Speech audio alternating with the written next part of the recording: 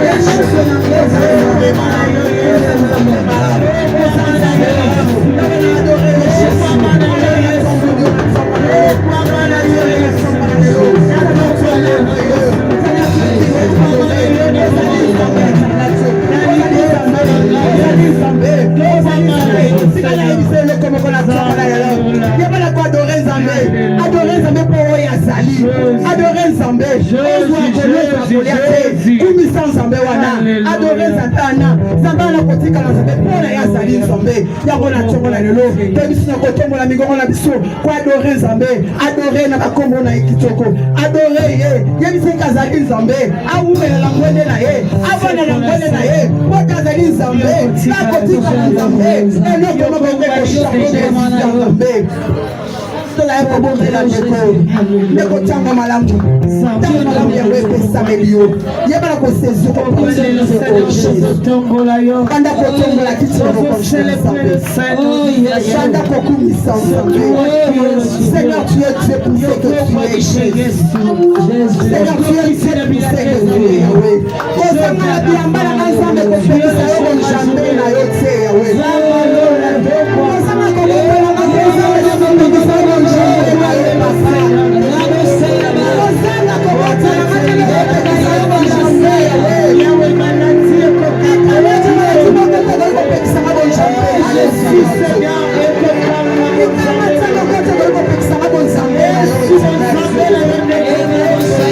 Yahweh,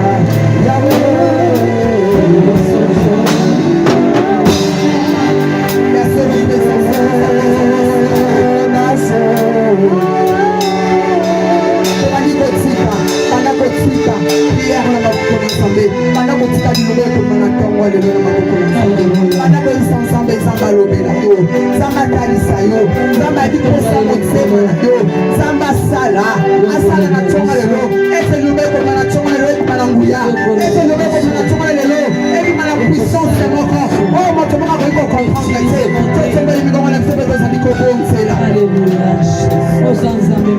Merci Seigneur Dieu de gloire.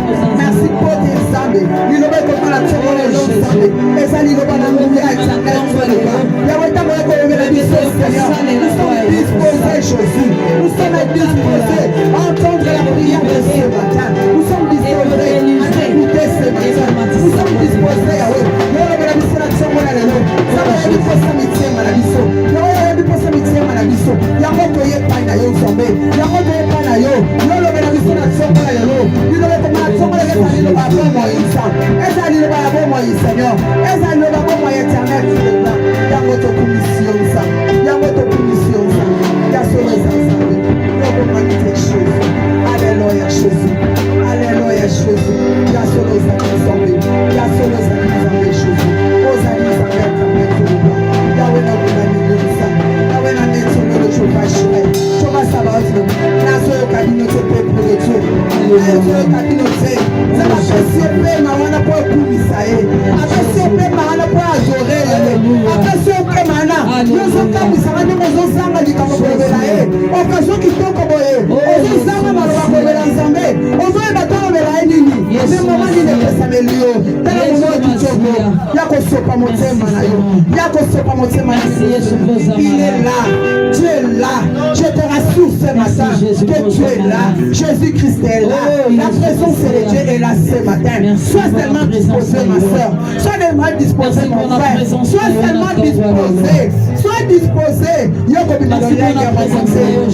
disposé Seigneur alléluia Jésus merci Seigneur Jésus merci parce que tu es Dieu éternel Dieu merci parce que tu es Dieu éternel Dieu nakozanga te akolobela na ntongo na lelo nakozanga te akolobela na ntongo na lelo kama soki natali ozali kosala kati ya bomoi na biso soki nazali kotala ozali kosala na kati ya ntonga oyo nzambe nakoki kozanga maloba koba na yo te soki natali osala na kati ya libota na nga nzambe yokangoli mpona guérison instantanee nakozanga te kokumisa yo bani bani na bamayembo bani bani na bopito bazoluka bayobenga komona esmasiya bazokoka te eyo nzambe apesi opportunité wana yo nzambe apesi opportunité kitoko ozanga kokumisa ye mpona nini ozanga kotatola ye mpona nini ozanga kotombola kiti lokoshi na ye mpona nini alingi natongola lelo ozala conscient natia liboso ya conscience na yo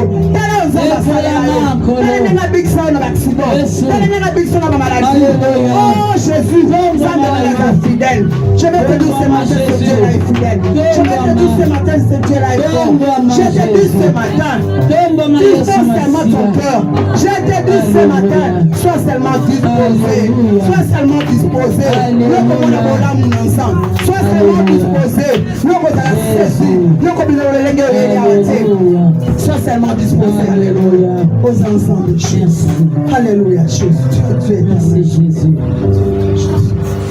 merci Jésus gloire à toi Seigneur Jésus merci gloire à toi Seigneur Jésus va chanter bazokoma biso alléluia Jésus Yahweh hey Yahweh Yahweh hey Yahweh ekotelema Yahweh telema telema oyebe tala mosale oyebe kontemple motole telemi kotelemi Yahweh hey Yahweh etama tokwe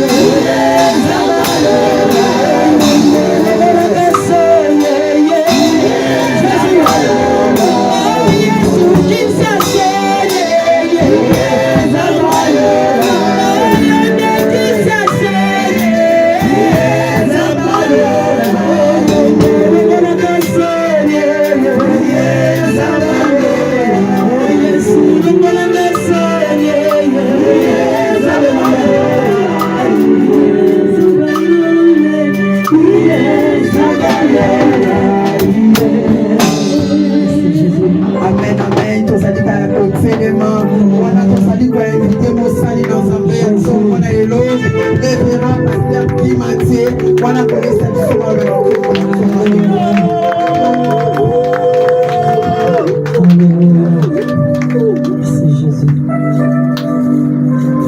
Père éternel, Dieu tout-puissant, mon âme te bénit, te loue et oublie auprès de tes bienfaits.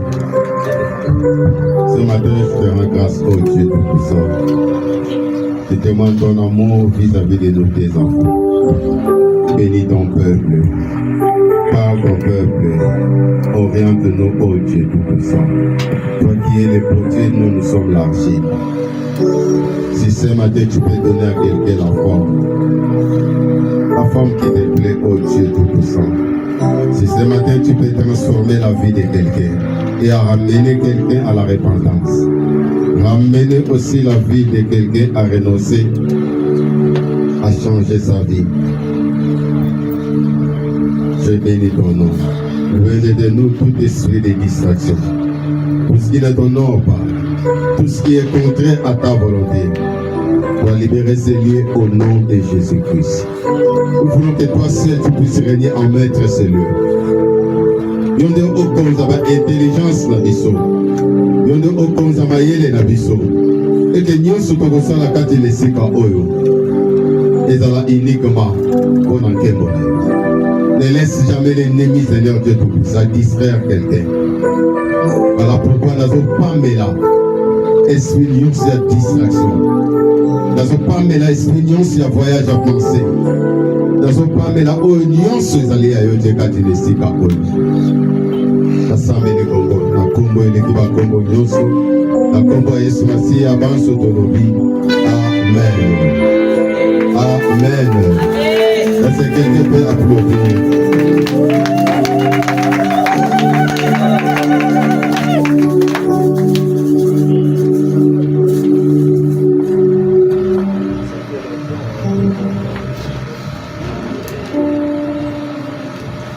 Est-ce que tu peux servir quelqu'un qui est à côté de toi?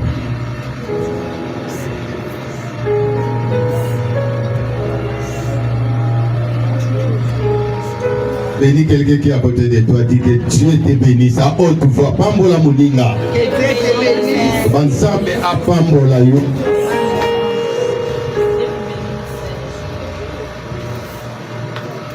Je rends grâce à Dieu pour ce matin parce que nous allons parler de Dieu. Rien que de Dieu. Le Dieu là qui nous a protégés. C'est Dieu là qui a fait que tu puisses venir en ce lieu en bonne santé. Le Dieu qui nous donne la paix et le Dieu qui va nous bénir ce matin. Et que tous les jours, il veille sur nos vies. C'est ce Dieu-là que nous prions ce matin. Nous voulons parler de la parole. Prenons nos Bibles, nos carnets. Tout le monde, quand il vient à l'église, nous tenons sur l'église à la souci moko. Tant que nous avons tango zokota tina nzela susi no ezaka moko Nzambe alobelanga Nzambe ayanolanga Nzambe apesanga. Amen. Wana eza susi ya mutu nyonso alingi Nzambe alobela ye, Nzambe a résoudre ba problème na ye, Nzambe apesa solution na ba problème na ye. Yango nde tozelaka po epesa esengo kati na biso. Amen. Mutu nyonso ba ye losambo amati ngomba ake mangenge nge ake intendance. Même message soki bimi epesa net moi kimia moko na kati. Ils ont rassuré que tu n'es pas seul, Dieu est avec toi. Amen. Et encourage, et c'est biblique. Au Bible, il dit que la carte ensemble, ce qui va te passer, au hasard un message, après ça, prophétie après ça pour édifier, exhorter et consoler. Amen. Mais vous savez très bien que le Dieu que nous prions, c'est un Dieu de principe. Retiens ça. Tout ce que Dieu peut faire dans la vie d'une personne, Dieu le fait sur base de quoi? Des principes. Les principes auxquels lui-même Dieu a établi. Nyonso nzamba salaka. Asalaka bongo bongo te. Mais il faut que yebake nyonso nzamba salaka. Asala ango sur base Il y a un principe où il y a un nzamba sala, na ba mulongo où il y a un nzamba trasa. Et nzambe est moko. A kendeke nango te na lolenge mususa détourner ba propre principe d'ailleurs. Amen. Quand il y a un na linga qui a formé église, papa fils a autre chose au moins na mobali. Amen. Donc maman Lolo a potaki lobi. Amen. Azali na maternité à Omeko awa na wenza matete. Je crois que ça est sengo. Ekodi mezo bakisa makaka. Amen.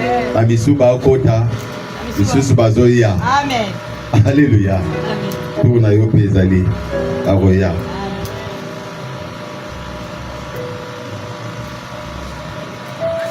Pour être béni, Dieu a établi des principes. Mais sache aussi, pour que Dieu puisse te visiter, il y a aussi des principes que Dieu a établis. Amen. Dieu ne visite jamais la foule. Mais Dieu visite des hommes qui sont dans la foule. Et quels hommes? Les hommes qui ont les cœurs comment? Bien disposés. Amen. La foule est composée des gens qui ont des curieux. Il y a des curieux dans la foule. Et ça n'a pas y a la foule uniquement pour Amona. Amen. Et ça n'a pas la foule pour la tembe. Et faut les aller composer dans le monde à intérêt. Amen.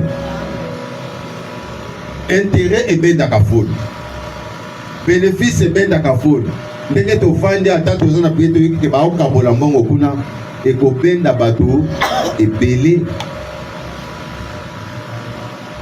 Mais na kacha foule quand bato bayaka partout dans la Bible comme on a na kacha foule les gens que Dieu a visités, ce sont les gens qui avaient le cœur comment bien disposés. Bato bazala ki na mitema o elengelami. Amen. Nzambe a visité ka mutu te parce que mutu wana chaque dimanche ayaka prier. Nzambe a visité ka mutu te parce que na discipline ya mutu atiaka chaque samedi na mataka ngomba. Nga chaque 12 heures nazalaka na prière. Nasambelaka 3 fois. Dieu ne va pas te visiter par rapport ya programme oyo au traçat ya o etali prière. Amen. Nzambe a visité parce que chaque dimanche au yaka prière et bouton d'ici église. Nzambe a visité parce que église bato baza et belé bato batondi. Bato bakoki kotonda. Mais Nzambe pour a visité azotala motema o ezali prêt à recevoir. Amen. Voilà pourquoi nous allons parler sur les secrets de la visitation ou de l'exaucement. Ma bomba mi o ezali po nzamba pesa yo eyano obepo nzamba kutana na yo na kati ya losambo kendenge tozo bonde la boy ata tozaba tubele yo nzamba kutana na yo sabena tango akala bato bazao sandeli soke ba bondeli na kobimabi Dieu a visité son peuple. Alléluia.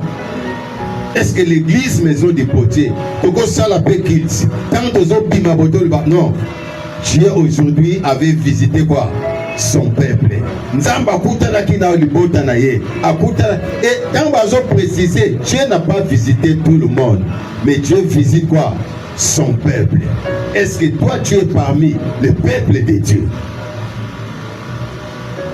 La première des choses que nous devons retenir pour que Dieu puisse te visiter, Dieu ne visite pas l'apparence extérieure. Mais Dieu visite quoi? Le cœur. La première secret, c'est que liboso o sengeli oyeba. Sengeli mutwa lengela nini motema.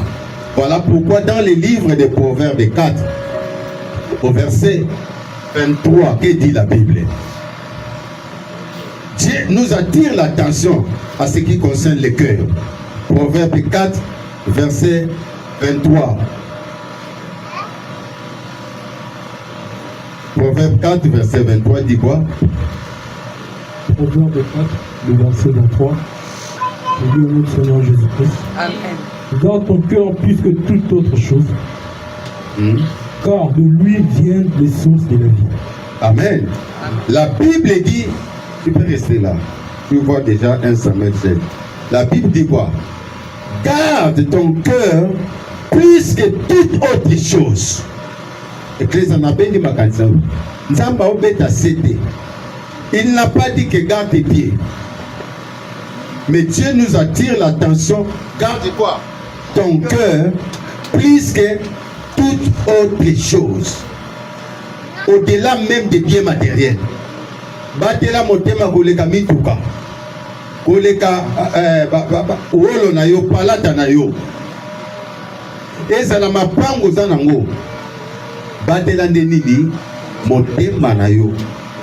Plus que toute autre chose. Parce que alobi que c'est du cœur vient quoi? Les sources de vie. Cela veut dire à d'autres termes, ce qu'on bâtit les motema no malamote et pour motema no pebo de la source nini ya liwa. Parce que d'ici qu'on vient zoya, ce qu'on bâtit les malamu et que ce qu'on bâtit les malamote pour frapper pour vivre ça l'année et pour ya. Voilà la raison pour laquelle nous souffrons des tensions aujourd'hui. La raison pour laquelle nous souffrons dans la crise cardiaque, dans mon estomac, tout vient d'où? De notre cœur. Quand je parle du cœur, je ne parle pas de ça. Au thème oyo, na batu batanga bazobe yango eza partie à muscle qui joue le rôle de pomper quoi? Le sang. Mais le cœur, quand la Bible parle du cœur, il parle de quoi? Là où est logé nos pensées. Bisika oyo rezonaka. Ezali siège à bas sentiment. Alléluia. Bisika réflexion à muteyaka.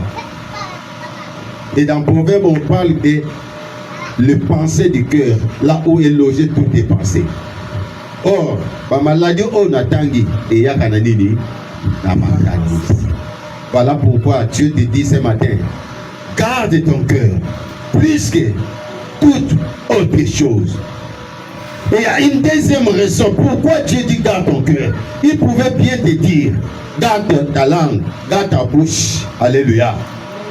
Mais Dieu savait, maloba kotonga ya koyina, maloba kofinga eutaka wapi? Eutaka na motema. Yango alobi bate la motema koleka nyonso. Et dans le livre de 1 Samuel 16, verset 7, la Bible dit quoi?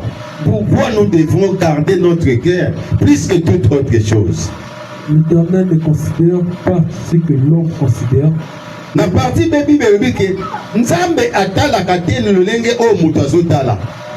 L'homme regarde à ce qui frappe les yeux. Mutu atalaka o misu na ye ezali kotuta. Mais l'Éternel regarde le cœur. Nzambe nde atalaka na motema. Amen. Merci beaucoup. Tala raison ya mibale. Nzambe azobi boye. Bino bato otalaka oyo misu na ye ezosala nini? Ezolakisa. Mais nga Nzambe natalaka wapi? Nga natalaka na motema. Ça veut dire soki Nzambe ayebi soki batela motema parce que pona Nzambe ezali esika oyo akoyeba yo. Alléluia. Esika oyo akoyeba mwana alobaka solo be lokuta. Parce que la Bible dit ils sont de même quoi? Nos reins. Ils regardent le peuple. Ça veut dire atanga nazote ya boyi. Soki na lolendo. Soki matin na ngai ezana bénéfice charnel. Bino boko monate. Bino boko kiko sepela. Mais Dieu n'approuve pas parce qu'il regarde pour au cœur. Nous devons retenir une chose. Tout ce que tu fais, le monde peut t'applaudir. Tout ce que tu fais, batubako tombo la yo. Mais pose-toi la question de savoir, est-ce que Dieu approuve cela? Quand Dieu regarde mon cœur, est-ce que Nzamba zo sepela? Quand je suis en train de chanter, quand je suis en train de jouer, de modérer, d'enseigner, batubako sepela. Les gens peuvent apprécier comment ndenge nino lati, ndenge nino telemaki, ndenge nino zalaki ne Laurence ya parole. Mais toi qui fais la chose, Pose-toi la question de savoir, quand Dieu regarde ton cœur, il va trouver quoi? Alléluia. Tu peux faire les choses pour séparer les sabbats. Ce qui n'est pas séparité. Et c'est un peu qu'on a battu. La plupart de nos kids échouent parce que notre motivation, ce qui nous pousse à faire la chose, Dieu ne approuve pas cela. Pour ça, la parole kids est comme il y a mon messano. Mutaza ko modéré na mon messano. Mutaza ko yemba na mon messano. Azote na mon messano. Nzamba zo sepela nango ti. Batu bako sepela. Mais les gens ne sont pas comment bénis. Voilà la raison, il y a des kits que nous forçons les gens. Ndeko fuka manase, ndeko kitanase, ndeko. Ça veut dire le modérateur fait quoi? Il faut assez pulmoner. Le modérateur, il faut énergie et bima. Na makamba nzambe ze énergie en nzoto na yote. Eza kotokate. Eza te soko zote ozokanga makasi ki ya l'onction. L'onction partira de ton cœur. Est-ce que je parle à quelqu'un? Est-ce que quelqu'un peut dire Amen à bien? Amen.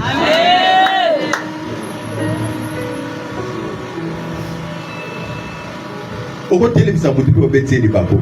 Vrai ou faux? Parce que bateau et baye ba vandi. Vous ne connaissez pas l'état au Moutapomi, n'est-ce pas?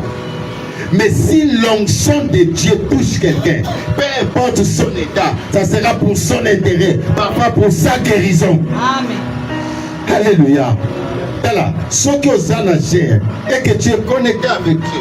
Dieu voit ton cœur. Il regarde son peuple. Ayebi que yo ozoluka honneur te, ozoluka gloire te, ozapona batunaye. Tu te présentes comme un instrument. Sache que Dieu va toucher quelqu'un par tes paroles. Oko pousser mon ta autorité. Oko salaka liboso zo sentir que tu es tenté d'affecter la vie de quelqu'un. On force personne à prier. Si ce n'est que le Saint-Esprit peut le toucher. Or, pour que le Saint-Esprit touche quelqu'un, il faut que toi qui dégages cette puissance, tu sois en connexion avec qui? Avec Dieu. Alléluia. Amen. Alléluia. Amen. La deuxième des choses, c'est la motivation. La motivation, c'est qui te pousse à agir. Tout ce que tu fais, en quittant la maison, venir ici, tu viens pourquoi? Ndengo longwe na ndako. Oye parce que ce qu'on y était pasteur à Koloba. Oye kaka pour compléter. Parfois oye parce que mikolo ba situation zo vivre na vie et comme il y a passé, yango mikolo yo za beaucoup plus sans Nzambe. Alléluia. Il y a des gens qui prient. Au monde mutamabondeli na ebsaza mutamabondeli te passi. Le jour qui sera béni après Nzambe moko. Il peut être même au service de Dieu. Il sert Dieu. Il fait tout. Son engagement, la motivation, et c'est là qui bosse. Mais j'attire votre attention. Nzamba kebisi l'église. Batubazo ya pona lipamboli. Alléluia. Amen. Bato bazo bimabana malamu liboso à pasteur. Prie pour moi. Mais quand la personne est bénie, l'église, les en attendent se soutenir. Il est beaucoup plus occupé. La charge est l'équipe. On se moque pas de Dieu. Si ton élévation, si ta bénédiction vient de Dieu, attache-toi à ce Dieu-là. Amen. Alléluia. Nyonso nzamba zo peso zo sentir que euti pa na nzambe. Kangama na nzambe wana. Nzambe wana akopesa yo ya koleka oyo. Vous savez, il y a des fois nzamba gutaka, oguteka miel. Yo miel wana esali nini? Elangwisi yo. Frère azako mela masanga te. Mais asimbi ka $300 na maboko. Via masange bande. Ala la nakuiti, ala muganani. Nakuiti. Frère, vie monsieur ezakate, vie nyosto salaka ya mboyo. Alléluia. Soki 300 et puis sili mikolo wana. Akozongela bino susu. Alléluia. Grâce à la témoignage, on a prié pour un dossier. Après cette première raconte, je vois plus de $3,000. Moi, ça, c'est la papa, va foutre biso. Il y a papa, ça y est déjà 10 000 biso. Comme on ne demande pas la dîme doit être l'expression de quoi? Il y a cœur, il y a obéissance dans le principe. La dame fait seulement des signes. Papa a bimi à non, pasteur. C'est aussi moi parti. Mais n'a aucun dit ça. Pour ça, on a aucun dit ça. Deuxième jour, il bimi à un hôtel. Pour pas bomba, pas que raisonner. Comme on est bon, il peut ça qu'à raisonnement. Après 2 semaines, bon, on est salé. Et si coup d'appel, il y a un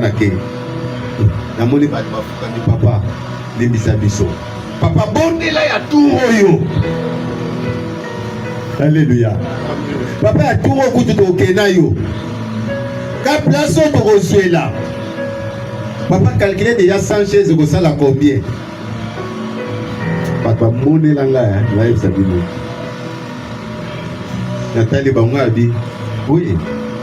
Nga mutu na ko comprendre bino. Na ko sambela. Le problème ngam na pesa kite ya liboso. Muto a pesa ki ya liboso, bino bozwa ki robinet. Po pompi to keleka soki mai ebima. Soki mai ezobima te, to koma kate. Yo to kwa ki déjà mai. Ko bonde na ko bonde na pose la décider. Mais réponse est où te va na. Robinet kangma ki libela. Alléluia.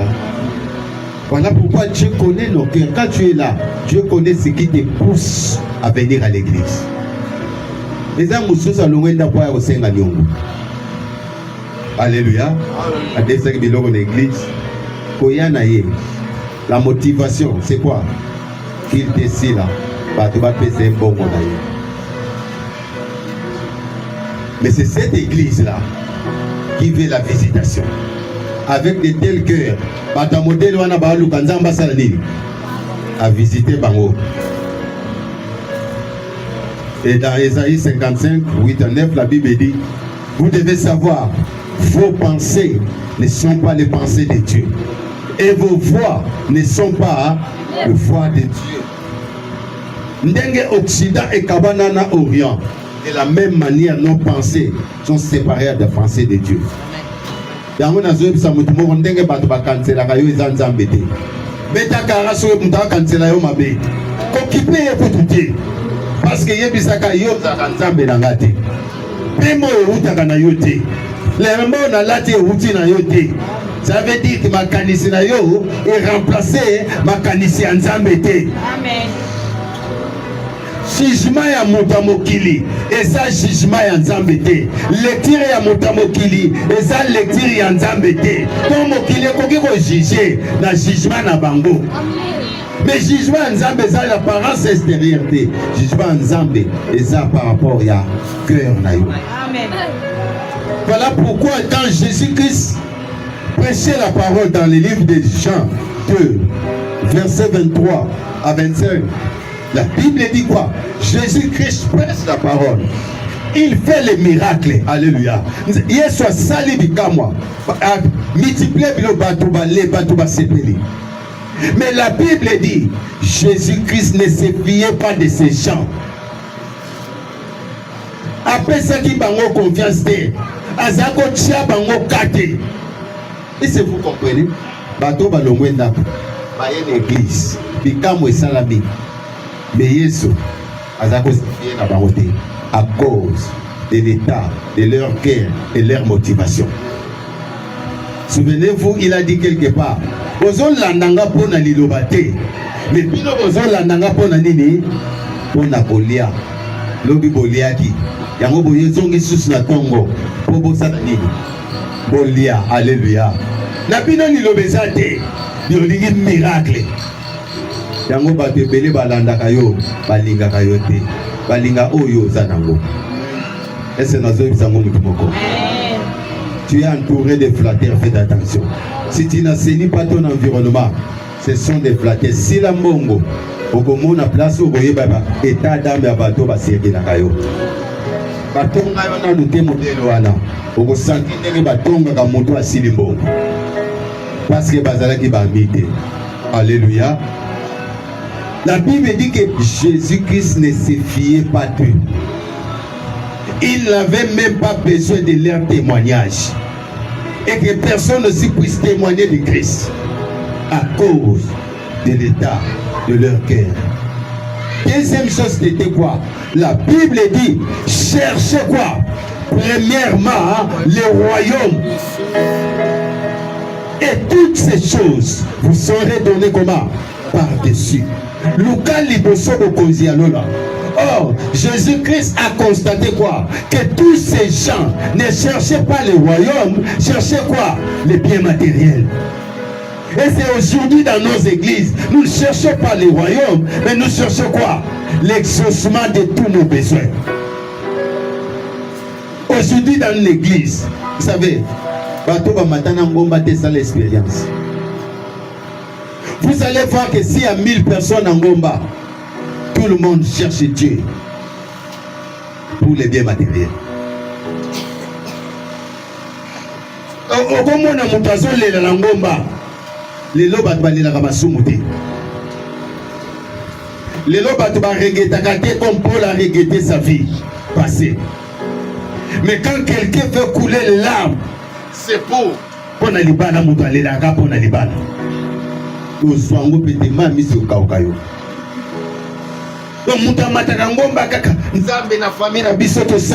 veut dire les gens ne prient pas mais accusent Dieu. La famille n'a bisoto salani adamu tabimisa mutute. Nzamba zana besoin babilo ko anate. Les anakapé prière de. Ça sont des lamentations. Tu es en train de se lamenter de ton sort. Alléluia. Moko mikolo yo nzambe po yeba ke na lingaka yo nzela nazo mata likolo nzete na mitika na kweya amatina nzete a mitiki na nzete a kweya bambambe omoni yango te mosusu aza na intanda sona toka tie radio po yebisa nzambe kalinga ye afukami akolonga awa tie epai de dokamba azokenda kofukama apenda bakolo nzambe marchenu na nga oyo ezoyinda mpona yo non eyindaka mpona nzambe te eyindaka mpona baintérêt na yo. Tu es tenté de chercher pas le royaume mais tu cherches quoi? Par-dessus. On n'a jamais dit que tu dois prier par toutes ces choses. Toutes ces choses vous seront comment? Données. Pour que Dieu puisse te donner, il faut d'abord chercher quoi? Le royaume. L'église va chercher d'abord quoi? Les royaumes. Mais l'église cherche les biens matériels. Voilà pourquoi les pasteurs réservent les fonds. Les pasteurs réservent bayebi besoin. Bayebi kozana posa biloko kaka mokili. Et ils enseignent seulement les biens matériels. Ils prophétisent sur les biens matériels. Nano ba prophétiser pour la nzamba yebiseke tika kindumba. Nana bondimango. Alléluia. Nani okokuta na prophète na nzela yebisoko ser vi ozo memeza malunga te nzamba lobi longwa na bakamara na bozabo soki bakopesa prophétie bakoyebisoka boswino nyonso babloke yango na amoni elamba ya mwindu il faut osala action de grâce moko boye préparer enveloppe moko ya bien ngana kota likambo oyo. C'est toujours ça. C'est quelque chose qui est psychologique. Oh, déjà enseignant et belé bayebi et que c'est par ruse pour sucer le peu d'argent que tu as. C'est de tels enseignements. Aujourd'hui, on n'enseigne jamais sur la repentance. On n'enseigne jamais sur la transformation de l'homme. Oh, le but de la parole dans les livres, je crois de quel livre enseigner la parole baza awa. Et Timothée 3,16, la Bible dit quoi? Toute écriture est inspirée de Dieu, utile pour faire quoi? Pour enseigner, pour corriger, pour instruire. Pour quel but? Afin que l'homme de Dieu soit comment? Propre à toute bonne œuvre. Mboka oekobonga. Si les gens comprennent cette écriture, que nous devons enseigner pour la transformation de l'homme et non enseigner pour les biens matériels.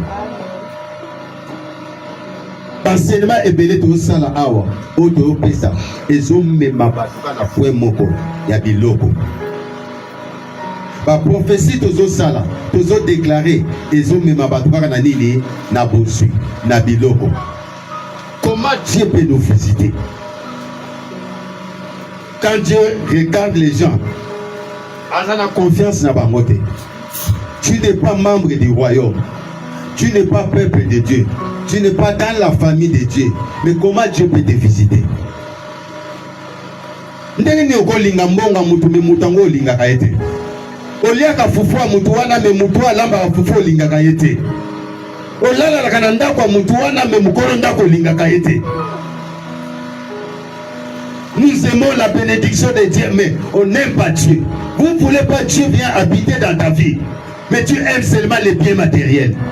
Nzambe pesanga, Nzambe kabelanga, Nzambe salaboye, mais olingaka Nzambe wana te mokola biloko ozosenga. Et c'est quand tu te regardes, tu t'identifies, tu dis que je suis fils de Dieu. Ou bien Dieu qui est une créature de Dieu. Le créature de Dieu, quand il vient à l'église, c'est pour demander le bien matériel. Tout le monde a sopeka. Vous voyez pas sopeka? Sombelanga, kabelanga, pesanga. C'est ça les chrétiens aujourd'hui. Et nos enseignements aussi sont dirigés. Mais moi je dis, aux enseignants de la parole, nous serons jugés. Parce que nous avons dévié la parole de Dieu. Au lieu de transformer la vie des gens, nous ne transformons plus la vie des gens. Vous savez, même pour être béni, regardez dans les livres de 2 rois. 2 rois 5, de 1 à 14. L'histoire de Nama. Vous allez voir Nama. On l'a enseigné, n'est-ce pas? La fille dit quoi? Maladi oyo ababa oyo. Soki ezaki na mboka na biso, na Israël, moto akobika. Amen. Nama a pris quoi? Des biens matériels. Azimbo, Atiena Char, Nabagarde, Naïbasalini. Baki. Suivez bien cette histoire. Quand il est arrivé, l'homme de Dieu a dit quoi? Dit à quel point il y a combien de fois? 7 fois. Nama, lui, il ne voyait pas sa transformation. Il n'avait pas besoin d'accepter Jésus-Christ. Il avait seulement besoin de quoi? De sa guérison à vous. Il y a beaucoup de nabas dans nos églises. Ils n'ont pas besoin de serviteurs. Ils n'ont pas besoin de brisement. Ils n'ont besoin seulement de quoi? Bénimo, Sobeka. Il y en a beaucoup dans nos églises. Nzambe Pesanga, Nzambe Kabelanga, Nzambe Sombelanga. C'est ça l'église aujourd'hui. Mais regardez, la bénédiction était déjà là. L'homme de Dieu avait déjà parlé. Ça ne dépendait plus de Dieu, mais ça dépendait de qui? De Nama. Mais il y avait quelqu'un à côté, un serviteur à côté, qui a joué le rôle d'un pasteur. Il fallait d'abord passer Nama à se briser.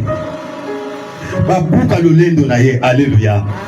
Visitation ezalaki, guérison ezalaki, mais il fallait d'abord Nama babukaye. Il fallait azala briser. Ungaye sila, mapeka ekita. Parce que ayaki na yango. Abandaki kolobango nga oyo. Nga munazo mériter ba faveur à roi. Nga munazo bato. Na ke kwela ba maya salité boy. Oh, et ça va niveau na bisoté. Et il fallait que cette serviteur lui enseigne, lui passe par le brisement, lui dire que dans devant Dieu on ne vient pas avec les grades, les rangs sociaux, et pas un Nzambe bami bukaka, et pas un Nzambe c'est l'obéissance. Tu dois te briser. Si tu avais le roi là-bas, et si tu viens, Namoto le roi des rois, chez lui, cette grade la tombe. Alléluia.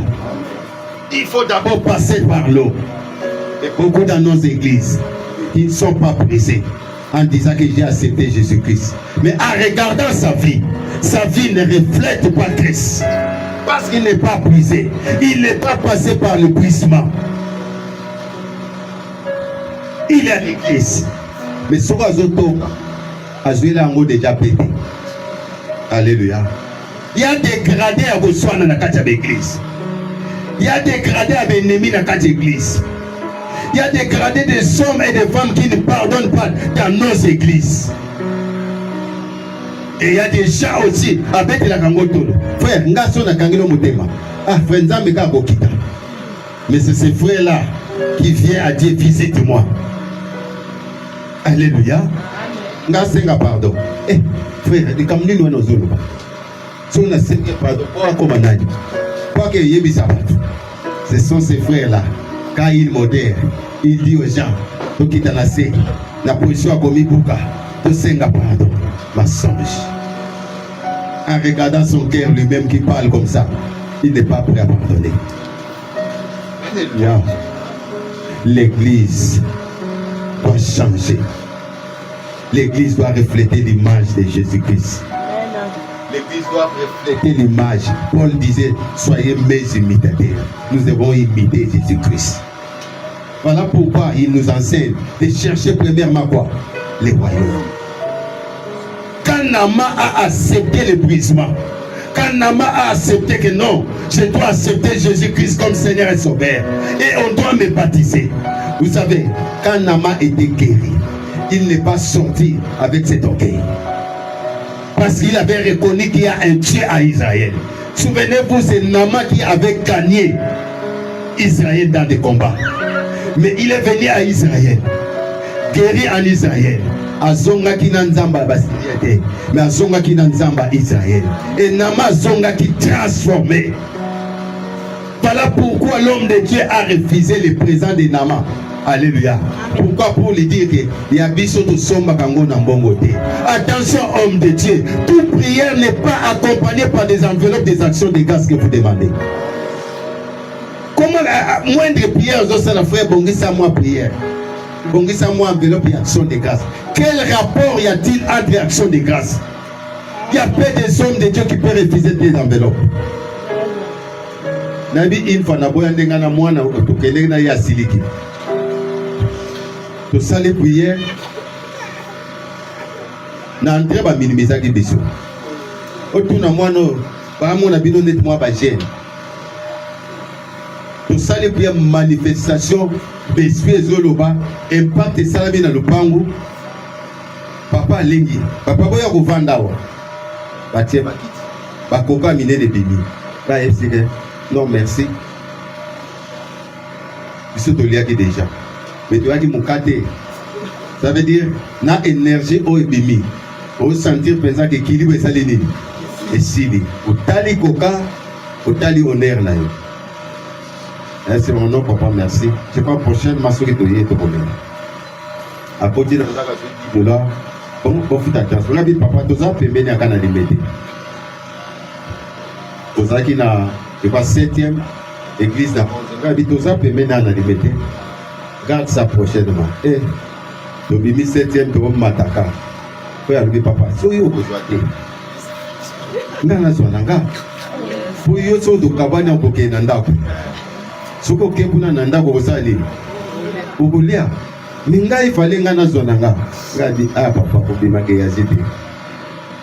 Je sais pourquoi. Parfois c'est Dieu qui ne fait pas. Aujourd'hui dans ce monde, il n'y a plus ses serviteurs. Alléluia. Il n'y a plus ses serviteurs. Même nous, bien, préparer action de grâce. Dis-moi quel rapport entre action de grâce et la prière. Quand la Bible dit rendez continuellement grâce à Dieu, la Bible ne dit pas donner continuellement les enveloppes quand Dieu te bénit. Là, c'est la Bible le bandé.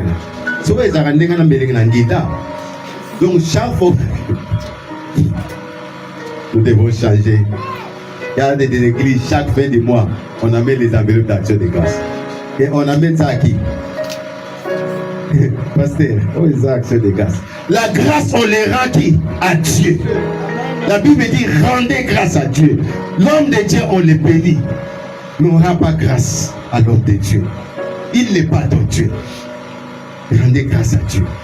Je connais parmi les 10 lépreux, hein, c'était les lépreux. Voilà. Non, les femmes là. Il y avait 10 femmes. Les 10 étaient guéries. 9 accueillis, n'est-ce pas? La Bible dit, il rendait, il commençait à rendre quoi? Moi, je me pose la question, il a donné à Jésus-Christ combien? Bon, l'enveloppe, on a dit là, somba qui place ligne. Et l'enveloppe, n'a pas de chasse, mon enveloppe n'a pas de 2 000, 3 000, 5 000. Vous limitez Dieu. Vous limitez qui?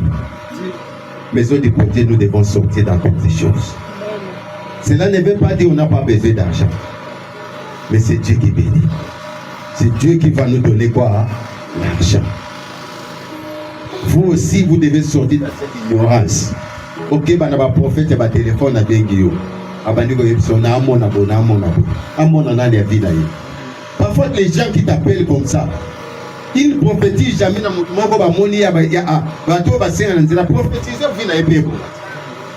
on prophétise toujours à quelqu'un qui a des moyens. Quelqu'un vient chez le pasteur. Il dit ses problèmes. Le pasteur n'est pas malade.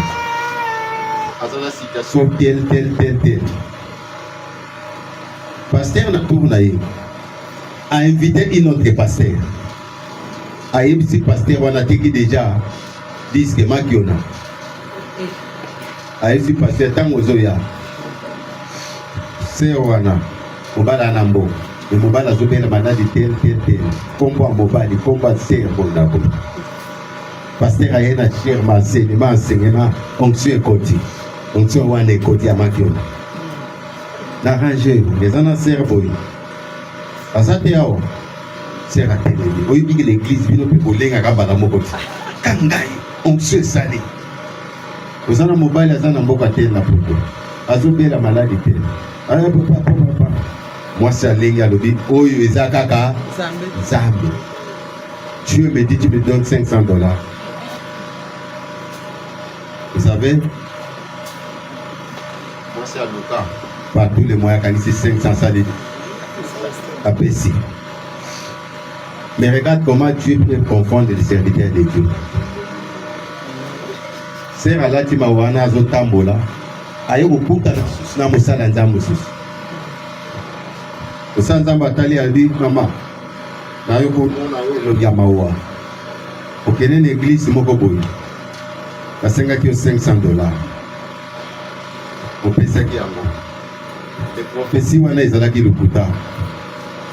Donc à l'opinion sociale, ça sert comme il confondit. C'est à décider à l'église. Alléluia. Alléluia. Vous avez la PDT. La prophétie est à sujet et analyse. Prophétie va boire à vous. Vrai. Si vous boyez à vous, et que ça l'a maté. Ézéchias a boyé à prophétie. Il y a un grand prophète. Esaïe, Ézéchias a été faible, a été prophétisé, mais il y a une relation ensemble. Il y a eu prophétisé. Si quand on a bien sur l'ensemble, quand on a bien eu la prophétie, alléluia. Yo peut détourner maloba pour la prophétie. Amen. Au commence au matin, au bandina au bon de la tête, aux qui demandent la frère à Zolanda.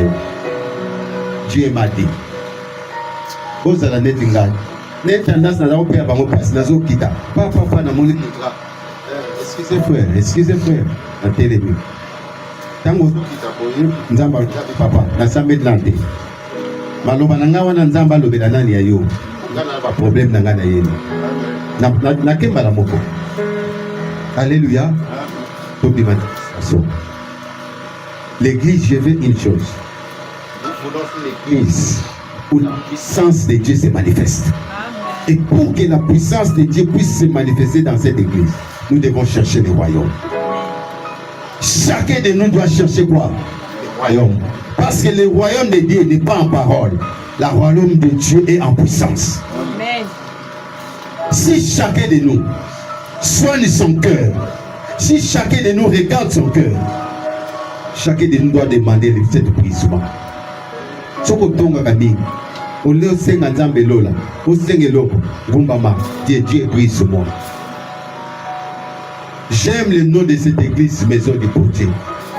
Quand tu arrives ici, personne ne peut te critiquer pour Belagabasala. Personne ne peut critiquer ta vie. Mais toi-même, partant de la parole que tu reçois, chaque jour, un jour tu dois dire, tout ce qui était pour moi de gain, je l'ai rejeté à cause de l'excellence de la connaissance de la parole. Amen. L'église enseigne la parole, mais à toi de faire l'effort d'abandonner. Il y a des choses que tu dois quitter. Il y a des choses que tu dois abandonner. Nama, pour être béni, pour être guéri, il fallait acquitter orgueil. Alléluia. Il fallait acquitter na bagrade na ye. Alongola ki soda na bagrade. Acquitter faveur ya bato. Comme ça faveur nzambe ya epanaye. Alléluia. Vous connaissez l'histoire de cette femme Oyazaki courbée? Les gens beaucoup plus bazoaka dans le contexte que non. Comme les autres tambours la bienté, vie les autres tambours la bienté. Non, redresser la vie, c'est redresser ta vie. Alléluia. La bénédiction ne peut pas venir en tabazo déclaré. La moto vie naie et ça comment courbé. Même si toi mon akayote, ta propre conscience c'est ton état de cœur. Alléluia. Alléluia. Les gens qui détruisent même nos familles, ce sont des chrétiens seulement. Alléluia.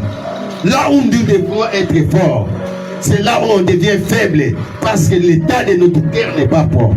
Même dans une église, les gens ne s'entendent pas dans quatre églises. Au moins, dans le groupe, il y a protocole, dans le groupe, il y a intercession, dans le groupe, il y a des coteries, il y a des camps, il y a des faveurs. Comment l'église peut être forte? Comment Dieu peut parler? Or, la Bible, il y a des principes que Dieu a établis. Là où deux ou trois peut quoi? S'accordent. S'il n'y a pas l'accord, même de ça épelé, Dieu ne peut pas visiter. Voilà la raison pour laquelle beaucoup ça séminaire à une semaine. Vous avez 15 matins, 30 matins, 30 jours de prière. Mais il y a 3-4 personnes qui vont témoigner. Une église de 500 personnes. Alléluia. Ils sont comme un fanatique à vos séminaires. Et vous dites séminaire, vous avez plein. Qu'est-ce que toi tu avais bénéficié, vous avez plein? Combien de gens ont témoigné? Tu as fait quoi à travers cette parole qui était enseignée? Quittons d'abord la vie que nous vivons. Au moment où même l'église est forte car chaque culte qui intervient. Au côté où on a un problème, nous avons déjà lobé du Moutoumoko. Attends, pasteur à mon été. Mais ça n'a pas au monde. Alléluia. Moi j'ai vécu ça. La loba qui a bazo attaqué nga. Na quatre adoration ba flèche zoya. Nga na omone le côté. Mais ba tu bazaki na kit ba sinalenga ba komi papa sala attention. Mutu tela vandi wana ateli siminduki na direction na yo. Quelqu'un peut modérer ici, à se préparer très bien. Mais au début, tout va vendre. Mais si Dieu ouvre les yeux de quelqu'un, quelqu'un peut voir. Alléluia. Quelqu'un peut voir la nuit ici, qu'est-ce qui se passe. Quelqu'un peut voir, quelqu'un peut voir dans cette église. Alléluia. Mais pour en arriver, il faut que tout le monde puisse chercher le royaume. Tout le monde puisse chercher d'abord la conversion. Petit capoza là-bas, caméléon. Caméléon, Jean-Jacques Poulain. Ça veut dire l'église. Tu es une sœur, un frère. Mais ceux qui t'ont bimi dans point, tu es une autre personne. La place à Moussala, aux âmes de Moussousou. La Kajabami, aux âmes de Moussousou. Alléluia. Comment on appelle Moutazoa? Papa, nga me la bien, hein? Nga me la nga bombe raté. Oui, les habits au Mélaganayo. Moi, il n'y a pas de problème. Mais il y a un temps pour toutes choses. L'excellence de la parole, la maturité spirituelle va t'amener au point de quitter d'autres choses. Tout est permis, mais tout n'est pas comment utile. Ça veut dire à un moment donné, alléluia, na beta musique à moki. Nazako mela, na la tape ba pantalon à passoir. Aussi pesant dit Tena moment les aki kata fumba tezali na ba kombo baza obenga. Ça veut dire aussi dit luka la phobie. Aussi dit pour kati kati yango. Tolata ba veste na ndenga kati. Ok concert on est ici là au moins 3 heures pour na tongo ba mona position na ngode. Parce que veste na kati et bibanet mafuta na mwinda. So boye ba te politique ba gêne. Donc so là tu veste na kati ou bien manteau na kati. Mwinda wana ezobeto en couleur ekobimisa nde tolati bo moko ya chere so ate eza tombola kambe kati nango nde. Mais à un moment de la vie tout ce qui te faisait oyo eza kosala yo oyo eza kokomisa yo grand na kati ya bato okomi komona yango papa. Parfois tu commences à regretter pourquoi j'ai fait cette vie. Okomi omona nde toza na retard na Nzambe. Est-ce qu'aujourd'hui dans nos églises, il y a des gens aussi à ceux qui écoutent vie là est passée? Est-ce que dans quatre églises, les gens battu batana, il y a un autre bateau. Est-ce que les gens mutako matango mba pour senga kanzamba brisé? Les gens mutako matango nzambe kotsanga l'école là yo. Transforme ma vie. Alléluia. Les lobata wana eza susute. Mais quand vous suivez le livre des Actes des Apôtres, là je vais citer ce qu'on a Actes des Apôtres. Dans Acte 1:8, où la Bible dit quoi? La Bible parle, vous recevez une puissance, le Saint-Esprit survenant, vous serez mes témoins. Et quand le jour de la Pentecôte, ils ont reçu le Saint-Esprit, vous allez voir la continuité des enseignements de Pierre. Il ne parlait pas de la bénédiction, mais il parlait beaucoup plus de la transformation de l'homme. Il parlait, et les gens qui étaient touchés par la parole demandaient à Pierre, tu as bien prêché, tu as parlé, que ferons-nous? La réponse était simple, repentez-vous.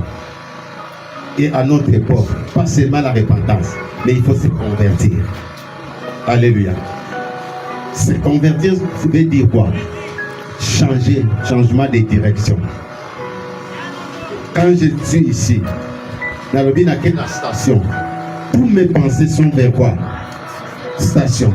Na kovi na dedo kamba, na mati moto, na ebisi mokolo moto, memanga na nani na kin marché à Salomon. J'ai changé quoi? La direction. Tous mes pensées maintenant ne sont plus il y a nini, il y a sa sous-région, pensée dans les komiko. La conversion c'est un changement de vie. C'est là où tu choisis Jésus-Christ comme ton Seigneur. Et tu dis que Jésus conduis-moi.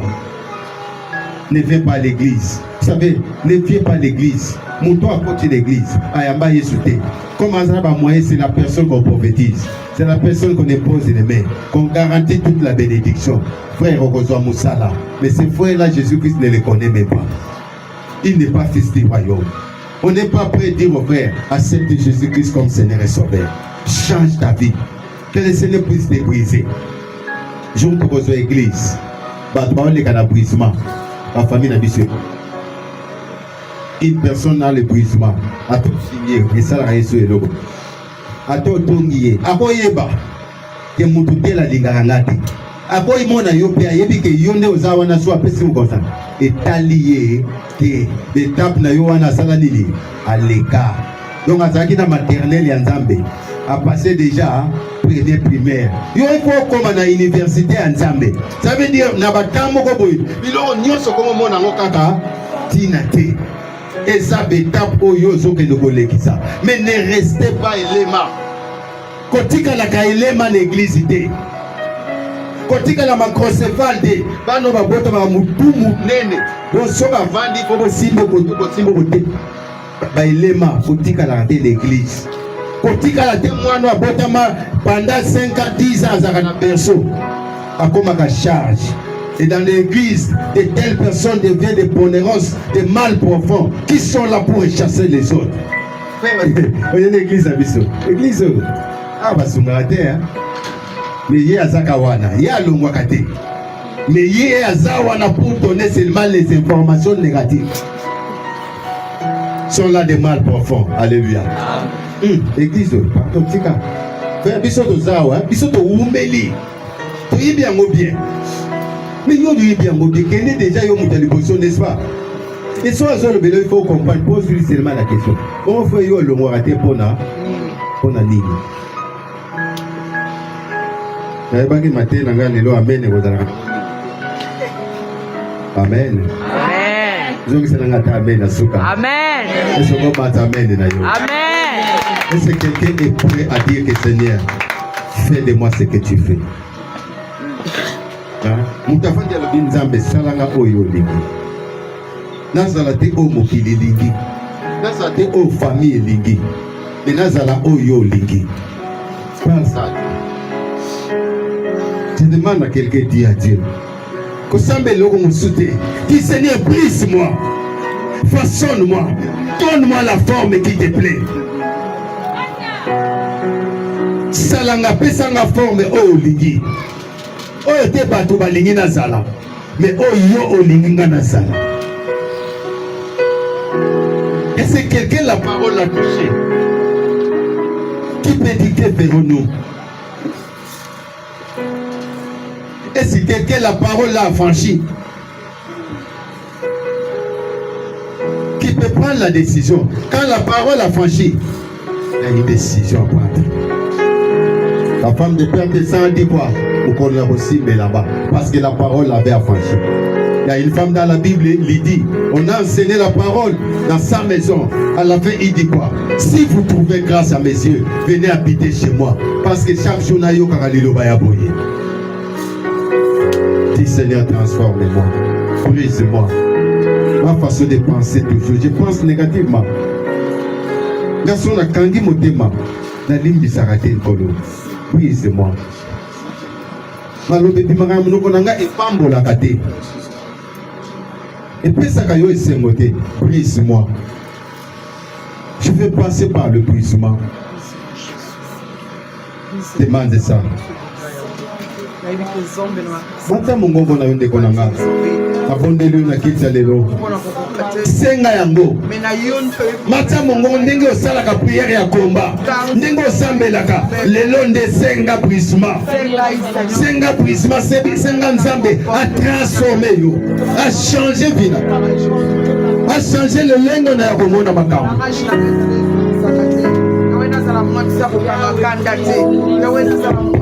Tu peux briser. Il est capable, ce Dieu-là.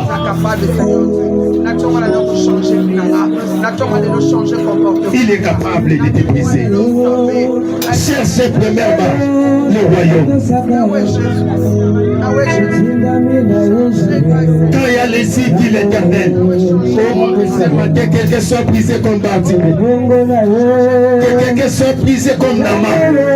Malgré Moutouma Kassia Nama, mais il y a un temps que Nama a accepté le brisement.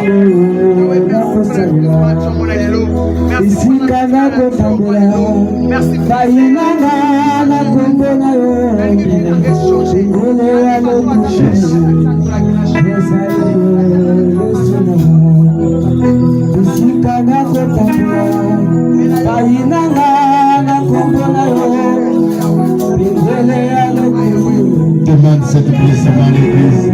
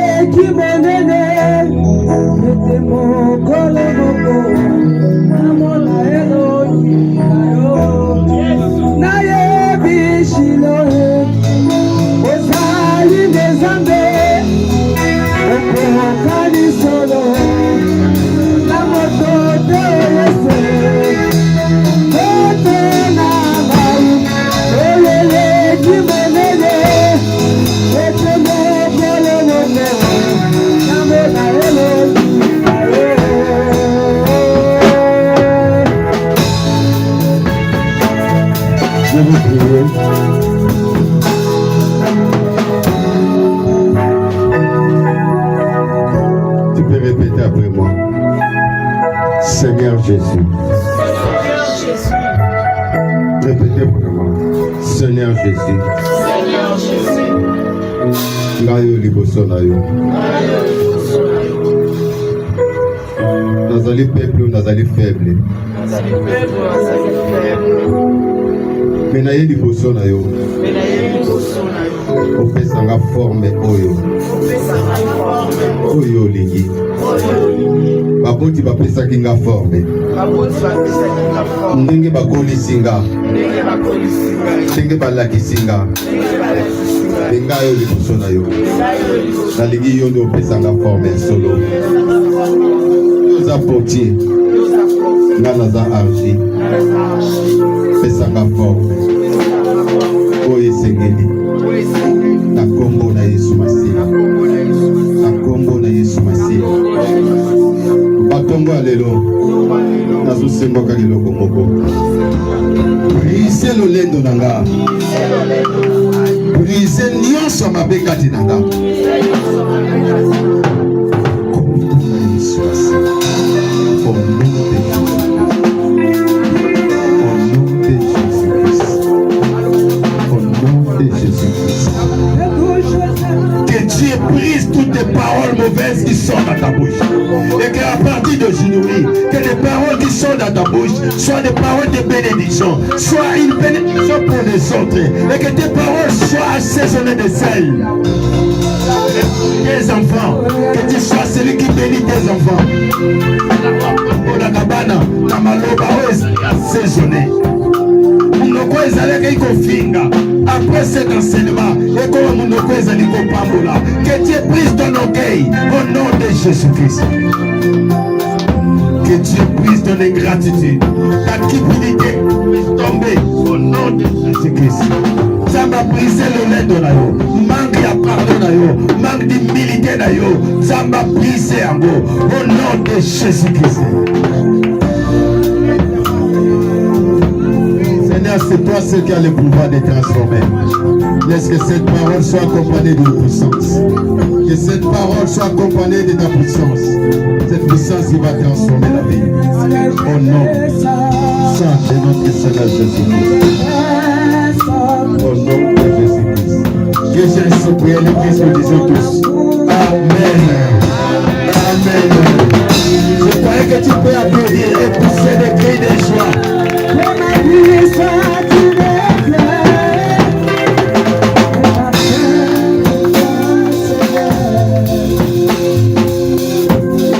Est-ce que tu peux dire à quelqu'un, frère, je suis béni aujourd'hui. Dans la présence de l'Ungi, les Sénégal n'a pas moimi.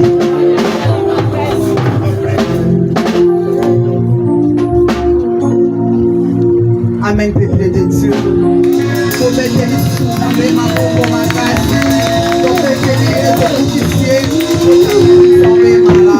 Alléluia. Wana tosalia kotelema yeba na kubomisa ofonza na yo likabo mena kinzambe na tonga lelo yeba na kubondela kuna yango oya ina dim atelema bunde pona dim na ye tosalia kotema likolo